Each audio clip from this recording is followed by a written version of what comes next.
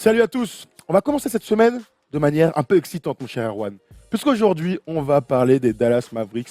Une journée, une preview, il y a 30 franchises, bon, un mois complet juste avant le début de la NBA pour parler de notre ligue qu'on adore. Erwan, ça va? Tranquille, t'es bien là? Ça va très bien. Après avoir parlé de Memphis et Atlanta, je suis très content aujourd'hui de me pencher sur le cas des Dallas Mavericks qui ont réussi un été parfait. Ah ouais, incroyable Dallas, qui avec un cinquième choix de draft va donc récupérer Luka Doncic, c'est complètement fou. L'année dernière, Dallas était à 24 victoires pour 58 défaites, troisième pire équipe de la conférence Ouest. Autant vous dire que ça nous fait du mal, hein, clairement, de voir cette superbe franchise de Mark Cuban dans les bas-fonds de la NBA. Regardez, pourtant, ils sont que 18e rating défensif. C'est pas mal 18e en soi, hein, quand tu finis aussi loin, c'est un peu étonnant. 27e bilan, 23e attaque l'année dernière. Bref, l'année dernière, c'était un peu une transition. Dirk Nowitzki sur le poste 5.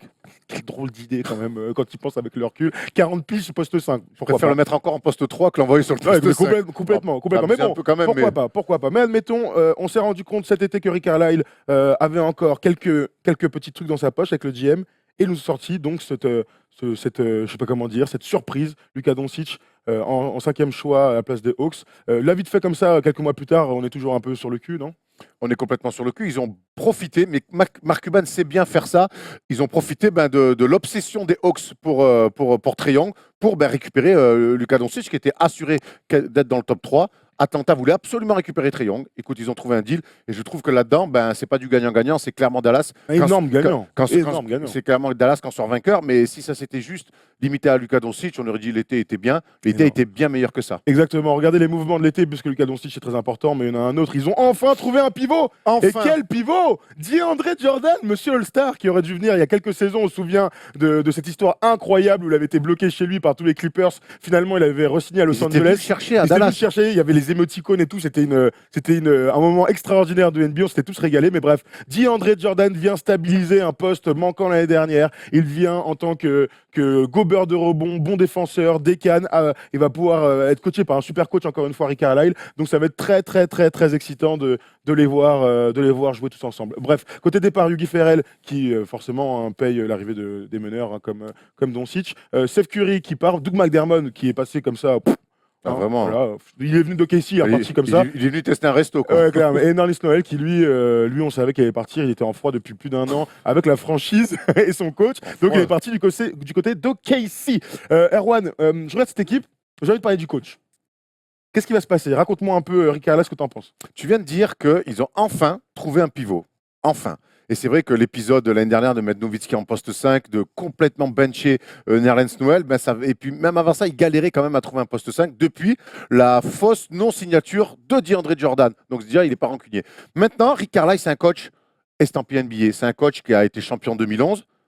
Depuis, les Mavs n'ont pas passé un tour de playoff. C'est un coach vieillissant, qui connaît la NBA, certes. Maintenant, il va voir, avec des Dennis Smith Jr., des Luka Doncic, avec un DeAndre Jordan, un basket un peu plus moderne, un peu plus rapide, un peu plus vertical.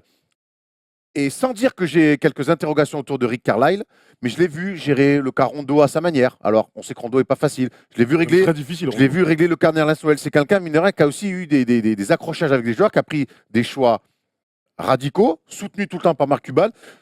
Ça fait maintenant quelques temps qu'il avait une équipe un peu compliquée. Là, il a un effectif pour jouer les 8 pour moi. Et je crois que si Dallas n'est pas dans les 8 aujourd'hui, peut-être que Rick Carlisle arrivera à son tour, comme ça arrive, en fin de parcours, en tout cas avec les Mavs. Donc tu es en train de me dire que là, ils vont pas en playoff, c'est déjà c'est un échec. Alors, c'est pas un échec pour l'effectif. Rick Carlisle, ça fait quand même longtemps qu'il est à Dallas. Et Dallas, c'était cata l'effectif. Hein. Dallas était cata, mais je te dis, depuis le titre, ils n'ont pas passé un tour de playoff. Mais moi, après, ça me choque pas. J'ai l'impression aussi que Nowitzki et Carlisle sont sur le même état d'esprit. Et ils se sont arrachés pour aller chercher ce titre et l'objectif accompli. Derrière, ça fait 7 ans. Derrière, ça fait 7 ans. Est-ce que après un titre NBA fantastique qui a été le titre des Mavs, est-ce que derrière, ça donne 7 ans pour dire, les gars, on vit encore sur ce titre? La preuve que oui. Hein. La preuve que oui, il est toujours en place. Et il n'y a jamais eu de... Parce que peut-être que l'effectif ne permettait pas de... Aujourd'hui, Dallas, je crois qu'avec Nowitzki a signé, et ça, c'est une très bonne nouvelle, avec des Harrison Barnes, qui va être le joueur à suivre, des Dennis Smith Jr., des Luka Doncic, DeAndre Jordan qui arrive, c'est c'est le moment vraiment de se projeter enfin vers l'avenir parce qu'ils vivent encore, mine de rien, depuis 7 ans encore sur ce titre-là.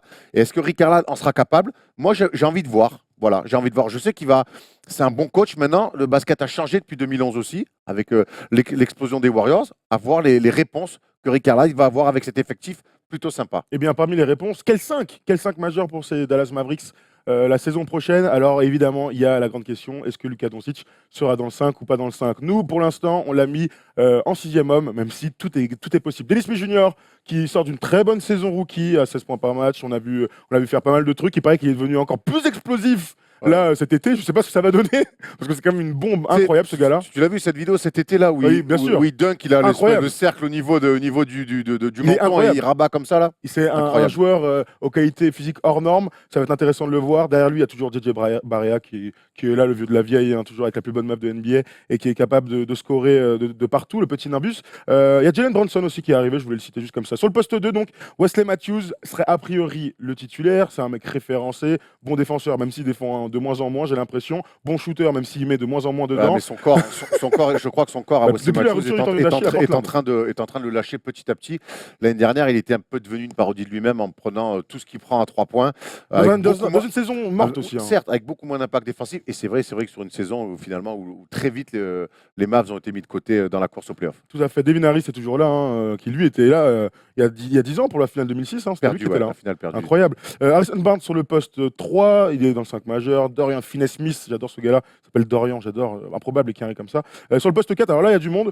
Dirk sera le poste titulaire. A priori, je vois pas comment on pourrait lui enlever ça. Dwight Powell est derrière. Ray Spalding, Kostas Antetokounmpo, le petit frère.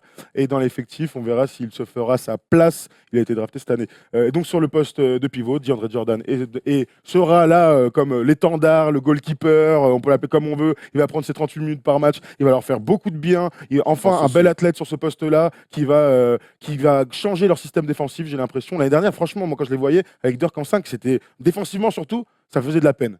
Même si derrière Salah Mejri est arrivé avec des cannes, même si Maximilian Kleber, l'allemand, est arrivé et a joué pas mal de matchs, il n'empêche que DeAndre Jordan va stabiliser tout ça. On descend, enfin, là, on descend en gamme. Là, on descend en gamme avec les joueurs que tu me dis. Nowitzki n'est clairement pas un poste 5. Clairement, l'arrivée de DeAndre Jordan va changer beaucoup de choses. Et je reviens donc. C'est pour ça que je suis curieux de voir le système que Rick Carlisle va mettre en place autour de DeAndre Jordan. Il a fait avec Tyson Chandler, il a juste à répéter. Hein, et pour revenir, de match-up. Le basket a changé.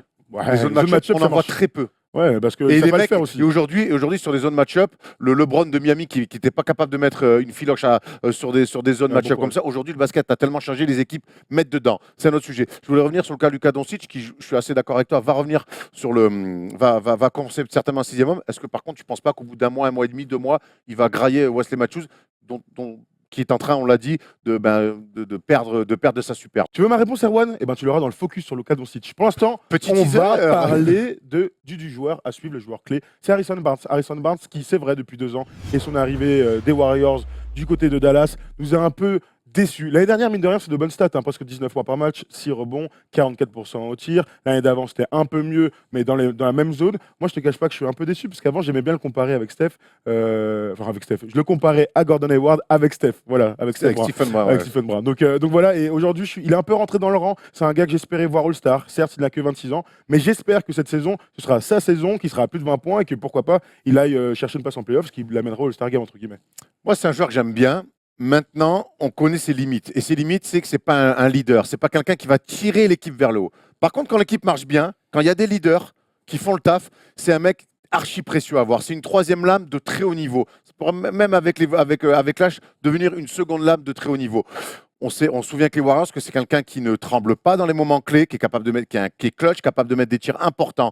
Maintenant, il n'a pas su amener à Dallas ce dont on attendait de lui. En même temps, il est arrivé dans une période très creuse pour Dallas. Ce n'était pas la meilleure période. Aujourd'hui, l'effectif, l'explosion de Dennis Smith Jr., l'arrivée de Luka Doncic, l'arrivée de DeAndre Jordan va lui laisser un peu plus de place et peut-être un petit peu moins de pression. On sait qu'au plus on lui enlève de la pression et au plus il se sent à l'aise. Sauf en finale, hein, quand j'étais chié dessus en 2016. C'est un joueur talentueux et je crois vraiment que cette année, il va être. Tu vois, ses stats étaient un petit peu en baisse. Cette année, on peut le voir à 20 points par match. Moi, je lui souhaite. Hein, c'est vrai qu'il y aura du monde. Après, le truc, c'est qu'en fonction de l'impact de Doncic, est-ce que Harrison Barnes aura un rôle moindre ou est-ce que lui, justement, il va se sublimer? C'est toute la question qu'on va se poser. Tu sais quoi? Maintenant, dans le focus. They do have a timeout. Decide not to use it. Curry, way downtown. Bang! Bang!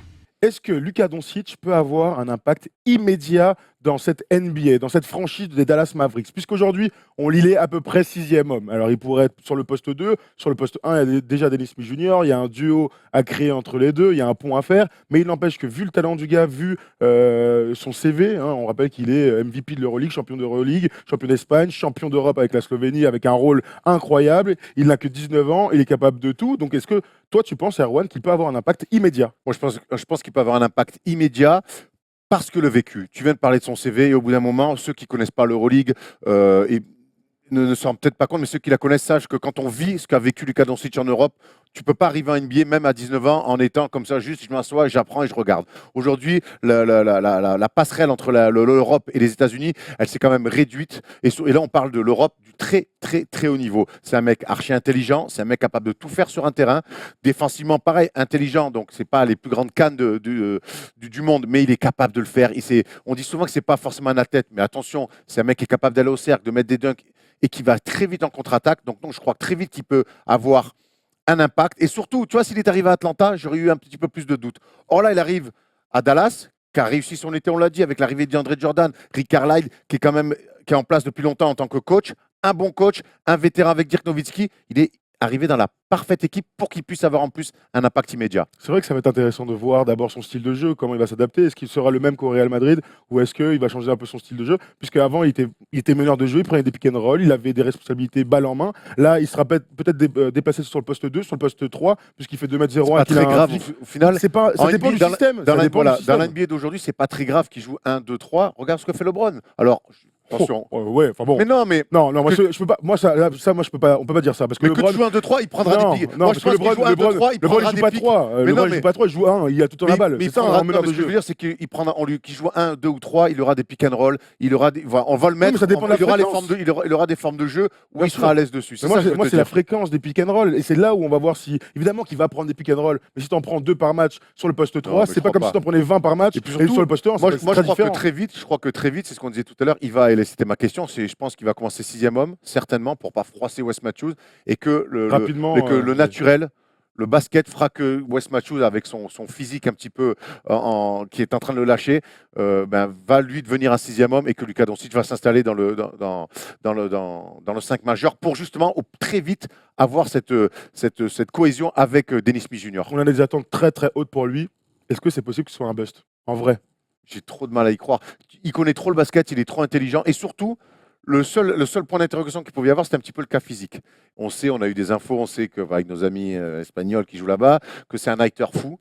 Mais cet été, je l'ai vu faire. J'ai vu des vidéos où il se faisait des workouts avec de la muscu. Donc, je pense que le seul petit point d'interrogation qu'il pouvait y avoir, c'était la tonicité, le physique. Et je crois qu'il a bossé cet été pour ça. Donc, si en plus il bosse ça, le QI basket, le talent, c'est supérieur à la moyenne. on espère qu'il sera rookie de l'année. Pourquoi pas? Moi, j'aimerais bien. Moi, je vois Dallas lutter pour la 8e place. Donc, je vois si Dallas lutte pour la 8e place. C'est un trophée indiv. C'est un trophée indiv. Il faut faire des stats. Il n'y a pas de. C'est que Luka Doncic. J'y arrive, je finis ma théorie. C'est que Luka Doncic aura été bon. Et si Luka Doncic est bon et que Dallas est en playoff, forcément, il sera dans la course pour le rookie de l'année. En tout cas, ça va être très excitant de le voir. Même dès la pré-saison, j'ai qu'une envie. C'est une des équipes, franchement, c'est mon top 5 équipes que j'ai envie de voir sur le parquet. Parce que Luka Doncic a cette hype, là, pour le coup, méritée. Et on a envie de voir son adaptation rapide en NBA. Et l'année dernière, il joue avec Tavares, qui est un pivot très grand et qui est plutôt assez véloce en plus pour le coup pour un mec de 2,20 m comme ça. Il le trouvait beaucoup sur des pick and roll, que ce soit en l'air ou sur des passes laser. DeAndre Jordan va se régaler. Voilà, merci. Et là, avec DeAndre Jordan, la connexion Doncic, DeAndre Jordan sur pick and roll, elle pourrait être bien plus intéressante que ce qu'elle pourrait être avec Devin Smith Jr., qui est plus lui un créateur un peu pour lui derrière les pick and roll. On espère aussi que dans les bureaux de Dallas, le ménage a été fait, parce qu'on se souvient que l'année dernière, il y avait eu ce scandale sexuel, encore une fois, avec des prédateurs fous. Ne vous retrouvez pas, on disait aux femmes, ne vous retrouvez surtout pas avec ce gars-là dans les ascenseurs. Ça me fait un peu peur. A priori, le ménage a été fait. J'espère qu'il n'y aura plus du tout d'histoire comme ça, et on espère que le sportif n'aura pas été touché dans toute cette affaire. Et puis, tu sais, on espère que Luka Doncic offrira peut-être à Dirk Nowitzki sa dernière campagne de playoff. Ouais, clairement, Ça, parce ça qu'a priori, on n'en a pas parlé, mais c'est vrai que Dirk, là, c'est vraiment sa dernière saison, c'est ce qu'il a dit. Il a re-signé, il s'était désengagé, enfin, il avait opt-out. Bon, on savait très bien que c'était pour revenir, laisser un peu de place pour re-signer des gens. Bref, Dirk va vivre une dernière saison sous Rick Carlisle et avec Mark Cuban. Ce sera son farewell tour comme Kobe, et ce sera encore un grand monument du basket qui va partir, comme il y en a chaque année. Et on là, c'est un aimerait bien truc de qu'il ouf. parte sur un tour de playoff. Clairement, avec un tir au buzzer sur un pied à la Dirk Nowitzki. Il est tellement capable de le faire. Il est c'est tout pas, à fait c'est pas capable. Stephen Brun qui nous dira le contraire. Tout à fait. Voilà, on a fait le tour sur Dallas. Vous nous dites dans les commentaires, comme d'habitude, vous êtes d'accord, pas d'accord. Luka Doncic très fort, rookie de l'année, pas rookie de l'année. Dans les Nous, on 8. se retrouve demain ou dans les 8 pour les playoffs. Ça doit être l'objectif, je crois aussi. Je pense pas qu'ils y seront, c'est trop dur. Mais s'ils sont 9e, En tout 10e, cas, c'est bien. ils doivent pas avoir d'autres ambitions qu'être dans les 8 en playoff avec l'effectif qu'ils ont. Tout à fait. On se retrouve demain. Demain mardi pour parler français, puisque demain c'est le Orlando Magic, d'Evan Fournier. Donc voilà, à demain. Merci Erwan, merci la régie. On se retrouve mardi. Donc salut, ciao. Ciao, ciao.